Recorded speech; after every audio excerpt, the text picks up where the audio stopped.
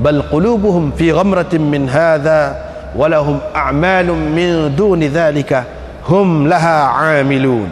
Tu 'amilun. Baru siapa? Hum laha 'amilun. Baru siapa situ? Itulah. Jadi makna dianya, adakah mereka menyangka apa yang kami berikan kepada mereka berupa harta benda dan anak pinak itu kebaikan yang kami segerakan untuk mereka? Maknanya tanda mereka bertuah kerana mereka mendapat kebaikan. Bal la yash'urun. Sebenarnya mereka tidak sedar. Kalau mereka beranggap begitu, tak mana tak betul lah. Sesungguhnya, ni baru hak betulnya. Sesungguhnya orang-orang yang bimbang, takut kepada Tuhan mereka, orang-orang yang percaya kepada ayat-ayat Tuhan mereka, orang-orang yang tidak menyengutukan Tuhan mereka dengan sesuatu yang lain, orang-orang yang memberikan, walladzina yu'tuna ma atau wa qulubuhum, orang-orang yang memberikan apa yang mereka berikan itu dalam keadaan hati mereka takut. Mereka akan kembali kepada Tuhan mereka, ingat, kerana mengingatkan mereka akan kembali kepada Tuhan. Ulaika yusari'una fil khairat, mereka itulah orang-orang yang bersegera melakukan kebajikan. Wahum laha sabiqun, dan itulah orang-orang yang ke depan dalam melakukan kebajikan. Wala nukallifu nafsan illa wus'aha, kami tidak membebankan manusia melainkan sekadar kemampuannya. Waladaina kitabun yantiqu bil haqq, dan pada kami ada kitab yang menuturkan kebenaran. Wahum la yuzlamun, mereka tidak akan dizalimi. Bal qulubuhum fi ghamratin min hadha, bahkan hati mereka lemas ataupun tenggelam dalam kemewahan ini, kemewahan dunia ini. Walahum a'malum min duni dhalika, dan banyak lagi amalan lain yang akan mereka lakukan, banyak lagi amalan lain selain dari itu. Hum laha 'amilun, yang pasti akan mereka lakukan. Yang pasti mereka akan lakukan. Itulah ayatnya. Maknanya orang kafir duduk ingat. Begitu juga orang-orang yang lalai, dia duduk ingat anak dapat harta banyak tu, mana itu tanda keistimewaan dia, kelebihan dia yang Allah SWT bagi kepada dia. Tidak gitu. Kita tak boleh anggap kekayaan semata-mata, anak semata-mata itu satu kelebihan. Tidak. Kelebihan itu baru ada apabila buat kebajikan.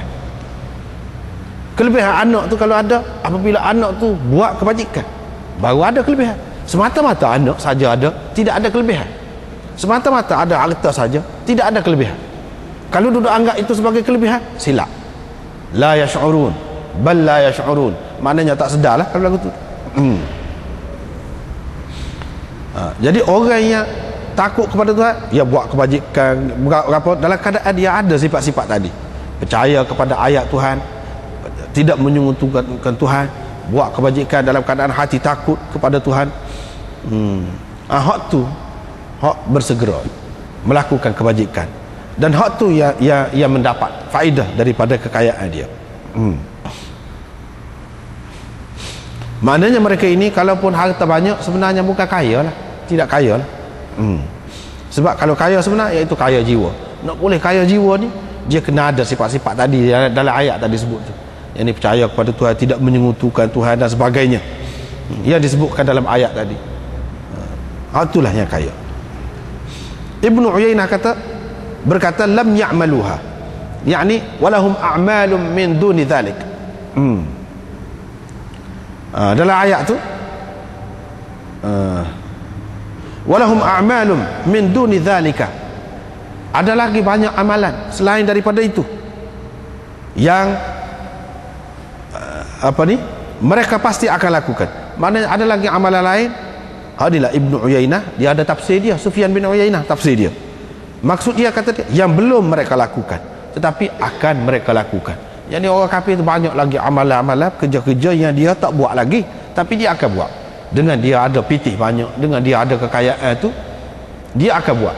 Itulah mana kekayaan yang tidak sebenar, yang merugikan. Kalau ada kekayaan, duk buat benda tak ada faedah.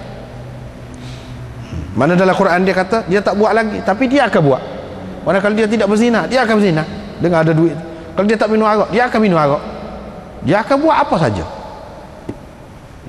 Jadi kalau lagu ni ada kekayaan, lagu ni tidak kaya sebenarnya, sebab tidak ada kaya jiwa. Nak boleh kaya jiwa, hak tadilah dalam ayat. Tujuan dia bagi ayat ni maknanya ada sifat-sifat tu, sifat-sifat mukmin yang sebenarnya. Hak itulah orang yang kaya jiwa. Apabila dia ada sifat tadi, dengan sendirinya dia akan mari ghinan nafs itu, kaya jiwa tu. Hak dalam ayat tadi dia sebut apa nama ni, innal ladzina hum min khasyati rabbihim mushfiqun wal ladzina hum bi ayati rabbihim yu'minun wal ladzina hum bi rabbihim la yusyrikun, dan seterusnya. Ada sifat-sifat tu, barulah mari kaya jiwa tu. Seterusnya Imam Bukhari pun marilah hadis ini daripada Abi Hurairah dari Nabi SAW, sabda baginda, laisal ghina an kathratil aradi, kaya sejati bukan kerana banyaknya harta benda, walakinnal ghina ghinan nafs, tetapi kaya sejati ialah kaya jiwa. Lepas tu Imam Bukhari nak mari dah ayat tadi tu dalam tarjumatul bab dia, dalam tajuk dia tu, nak boleh kaya jiwa ni macam mana? Lagu tadi, kalau supaya orang kafir ia duduk berasa lebih semata-mata kerana dengan ada kekayaan, dengan ada anak pinak, dengan ramai puak dia, tak ada makna belakang tu. Bahkan kau nampak tidak kaya jiwa dia tu, miskin jiwa dia.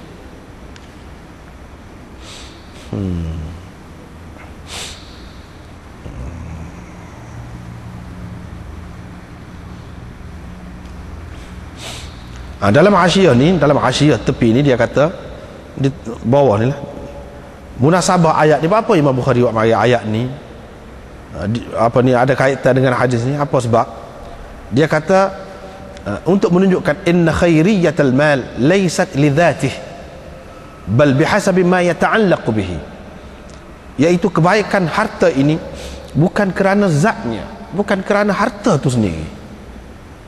Kebaikan harta itu ialah kerana kaitannya dengan sesuatu yang lain. Maknanya kalau dia berkait dengan kebajikan, buat kebajikan, baru ada kebaikan dia. Kalau tidak, dia sendiri itu tidak ada kelebihan apa-apa. Kelebihan tu baru ada harta ni apabila kaitan dengan dia tu, ada kaitan dengan dia tu berhubung dengan perkara apa. Kalau tidak, dia tidak menjadi kelebihan, bahkan menjadi punca kepada malapetaka dan kesusahan seseorang itu. Lepas tu dia kata, wa in kana yusamma khairan fil jumlah, walaupun pada umumnya harta tu orang panggil khair, kebaikan. Dalam bahasa Arab khair itu maknanya harta. Khair itu makna umum dia maknanya kebaikan, baguslah, benda yang bagus, tapi tidak mesti lagi bagus. Begitu juga sahibul malil kathir laisa ghaniyan li dhatihi, begitu juga orang yang banyak harta semata-mata banyak harta, bukan kaya sebenarnya, semata-mata banyak harta. Bahkan kaya tu dilihat dari sudut dia berbelanja macam mana,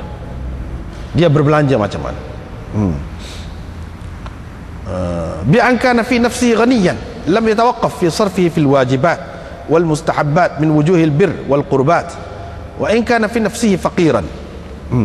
Yani kalau dia menguruskan harta tu dengan baik dalam perkara-perkara yang wajib, dalam perkara-perkara yang sunat, bagi untuk kebajikan ke apa, maka barulah dia tu ada makna harta tu kebajikan, dan orang kira kaya walaupun dia tu tidak kaya sebenarnya.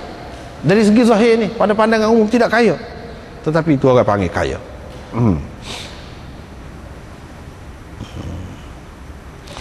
Kalau orang tu kaya pula, lepas tu dia duduk tahan harta dia tu dan tidak belanja pada apa yang diperintahkan dia tu, kerana takut habis, fahuwa fil haqiqah faqir suratan wa ma'nan. Pada hakikatnya dia ni, dari segi rupa dan dari segi makna dia fakir, sesak tu orang tu, kalau pun banyak harta. Tapi kalau dia tidak guna, hakikatnya fakir. Sebab apa? Agama ni dia seumur dia lihat dari sudut akibat dia, kesudahan dia. Jadi kalau kita tengok pada hadis tadi, al-mukthirun humul muqillun ataupun al-aqallun, orang yang memperbanyakkan harta impul saja, itulah orang yang sedikit. Hak sesak. Al-muqil tu makna sesak, hak susah sesak. Yang ni kalau dilihat kepada jangka panjang, mana susah dia tu, fakir juga hakikatnya.